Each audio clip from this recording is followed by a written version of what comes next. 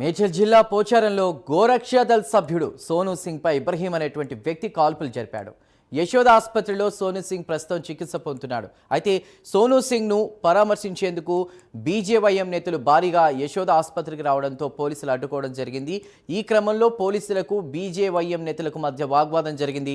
ఆసుపత్రి సమీపంలో పెద్ద ఎత్తున నినాదాలు చేశారు. పాట్నీ సెంటర్లో బీజేవైఎం ఆందోళనకు సైతం దిగింది. ఇబ్రహీంపై కఠిన చర్యలు తీసుకోవాలని ప్రస్తుతం డిమాండ్ చేస్తున్నారు. ఇదే అంశంపై తాజా సమాచారం అందించడానికి మా ప్రతినిధి నాగేంద్ర సిద్ధంగా ఉన్నారు. నాగేంద్ర, ఈ కాల్పులకు సంబంధించి అదేవిధంగా ఎవరైతే సోనూ సింగ్ ప్రస్తుతం చికిత్స పొందుతున్నాడో అక్కడికి బీజేవైఎం వాళ్ళు వస్తే వాళ్ళని అడ్డుకున్నటువంటి పరిస్థితి, వాళ్ళు ఇప్పుడు ప్రస్తుతం ధర్నా చేస్తున్నటువంటి పరిస్థితి, మీ దగ్గర ఉన్న తాజా అప్డేట్స్ ఏంటి?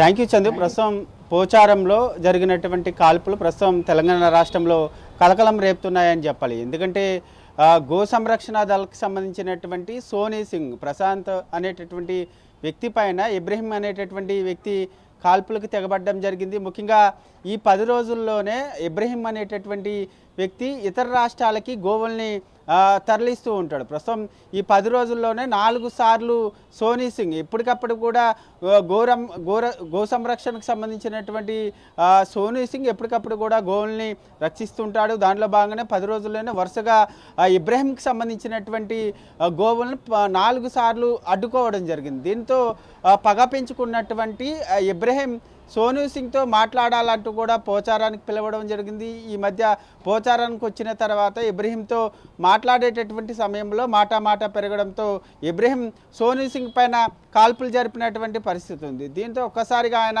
బుల్లెట్లు కడుపులోకి వెళ్ళడం జరిగింది. వెంటనే అక్కడ ఉన్నటువంటి స్థానిక ప్రజలంతా కూడా వెంటనే సికింద్రాబాద్ యశోద హాస్పిటల్కి తరలించినటువంటి పరిస్థితి ఉంది. ముఖ్యంగా దీనిపైన పెద్ద ఎత్తున బీజేపీ పార్టీకి సంబంధించినటువంటి నేతలు కానీ బీజేవైఎంకి సంబంధించినటువంటి నేతలు కానీ ఆగ్రహం వ్యక్తం చేస్తున్నారు. నిన్న అర్ధరాత్రి నుంచి కూడా ఆయన్ని హాస్పిటల్లో అడ్మిట్ చేసినప్పటి నుంచి కూడా బీజేఎంకి సంబంధించినటువంటి నేతలతో పాటు అదేవిధంగా బీజేపీకి సంబంధించినటువంటి కేంద్ర మంత్రి కిషన్ రెడ్డి కానీ ఎంపీ ఈటెల రాజేందర్తో పాటు అదేవిధంగా మరొక వైపు రాష్ట్ర అధ్యక్షుడు రామచంద్రరావుతో పాటు ఇతర కీలక నేతలంతా కూడా యశోద హాస్పిటల్లోనే ఉండడం జరిగింది. రాత్రి 6 గంటల పాటు ఆయనకి సర్జరీ చేసి బుల్లెట్ బయటికి తీసినటువంటి పరిస్థితి ఉంది. మరొక 48 గంటల పాటు ఆయన అబ్జర్వేషన్లో ఉంచిన తర్వాత మరొక సర్జరీ చేయాలంటూ కూడా యశోద హాస్పిటల్కి సంబంధించినటువంటి వైద్యులు స్పష్టం చేసినటువంటి పరిస్థితి. ముఖ్యంగా తెలంగాణ రాష్ట్రంలో వరుసగా జరుగుతున్నటువంటి కాల్పులు పరిగణలోకి తీసుకొని బీజేపీ పార్టీ తెలంగాణ రాష్ట్రంలో శాంతి భద్రతలు పూర్తిగా లోపించాయి. దీనిపైన రాష్ట్ర వ్యాప్తంగా పెద్ద ఎత్తున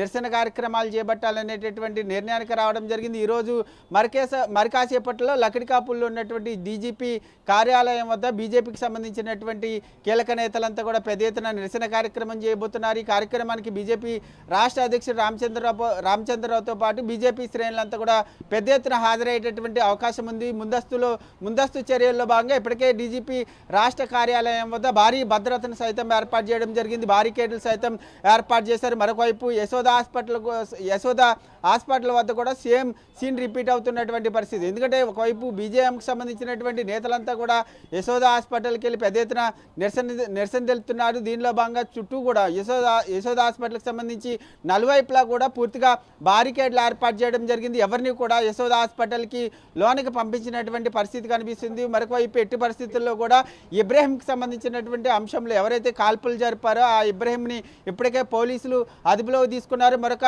నిందితుడు పరారీలో ఉన్నటువంటి పరిస్థితి మరికాసేపట్లో అంటే 11:30 తర్వాత మీడియా ముందు పోలీసులు అతన్ని హాజరుపరిచేటటువంటి అవకాశాలు అయితే కనిపిస్తున్నాయి. మొత్తానికి వరుసగా తెలంగాణ రాష్ట్రంలో మొన్న పోలీస్ పైన ఒక దొంగ అటాక్ చేయడం, తర్వాత నెక్స్ట్ 2-3 రోజుల తర్వాత మరొకసారి గో సంరక్షణకు సంబంధించినటువంటి నేత పైన సోనూ సింగ్ పైన ఈ విధంగా ఇబ్రహీం అనేటటువంటి వ్యక్తి కాల్పులు జరపడం వరుసగా తెలంగాణ రాష్ట్రంలో ప్రస్తుతం కలకలం రేపుతున్నటువంటి పరిస్థితి అయితే కనిపిస్తుందని చెప్పాలి చందు.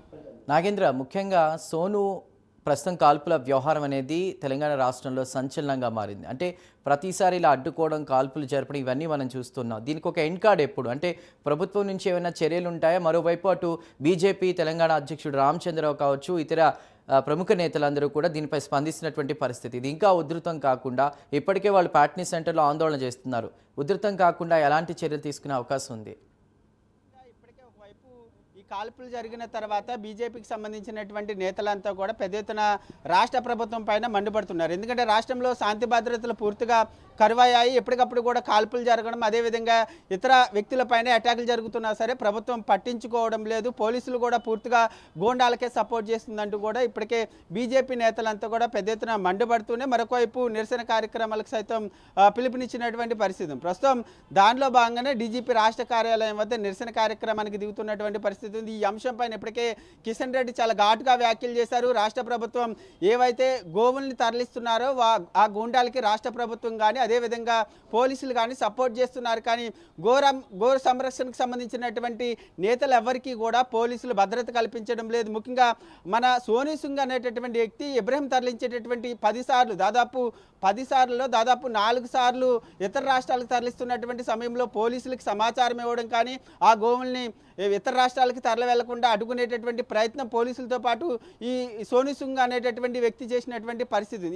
ఈ సమయంలో ప్రధానంగా పోలీసులు సోనూ సింగ్కి భద్రత కల్పించాల్సినటువంటి అవసరం ఉంది. కానీ గోండాలకు మద్దతుగా ఈ సోనూ సింగ్కి మద్దతు ఇవ్వడం లేదు. గోండాలకు మద్దతుగా పోలీసులు ఒత్తాసు పలుకుతున్నారనేటటువంటి అంశాన్ని కేంద్ర మంత్రి కిషన్ రెడ్డి చెప్పినటువంటి పరిస్థితి. ముఖ్యంగా ఈ గో సంరక్షణకు సంబంధించినటువంటి అంశంలో చాలా కఠిన చట్టాలు ఉన్నాయి. కానీ దీనికి సంబంధించినటువంటి అంశంలో రాష్ట్ర ప్రభుత్వం మాత్రం కఠినంగా చర్యలు తీసుకోవడం లేదు. కఠినమైనటువంటి చట్టాలను కూడా అమలు చేయడం లేదంటూ కూడా కిషన్ రెడ్డి చెప్తున్నటువంటి పరిస్థితి. మరి ఈ ఎట్టి పరిస్థితుల్లో కూడా ఈ ఇబ్రహీం పైన కానీ అదేవిధంగా ఇతర నిందితుల పైన కఠినమైనటువంటి చర్యలు తీసుకోకపోతే మాత్రం రాబోయేటటువంటి రోజుల్లో చాలా దారుణమైనటువంటి పరిస్థితులు ఉంటాయి. కేంద్రం నుంచి మేము చర్యలు తీసుకోవాల్సినటువంటి అవసరం ఉంటుందంటూ కూడా ఆయన హెచ్చరికలు కూడా జారీ చేసినటువంటి నేపథ్యంలో రాష్ట్ర ప్రభుత్వం ఏ విధంగా స్పందిస్తుంది అన్నది కూడా చూడాల్సినటువంటి అంశంగా కనబడుతుంది. చందు, అదేవిధంగా ఇబ్రహీం దగ్గర ప్రస్తుతం అతను గన్తో కాల్పులు జరిపినట్టు తెలుస్తుంది. ఈ గన్ కల్చర్ అంటే ఆ గన్ అనేది ఆ వ్యక్తి దగ్గరికి ఎందుకు వచ్చింది? పోలీసులు ఆ దిశగా కూడా ఆలోచన చేస్తున్నారా? వ్యక్తిని అరెస్ట్ చేసే అవకాశం కనిపిస్తుందా? అసలు పోలీసులు ఏమంటున్నారు?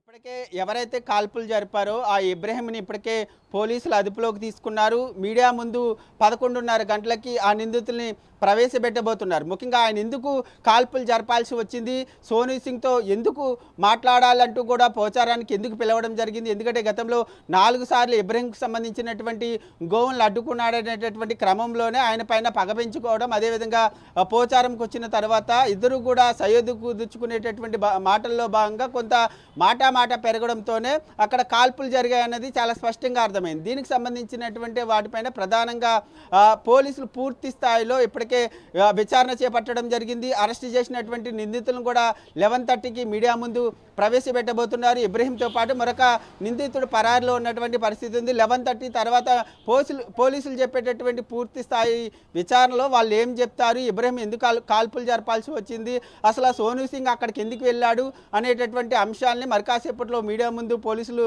తెలిపేటటువంటి అవకాశం అయితే కనిపిస్తుంది. మరొకవైపు మరికాసేపట్లో డీజీపీ రాష్ట్ర కార్యాలయం వద్ద బీజేపీ నేతలు పెద్ద ఎత్తున నిరసన కార్యక్రమానికి దిగబోతున్నారని చెప్పాలి. Chandu, right Nagendra, thank you for the updates.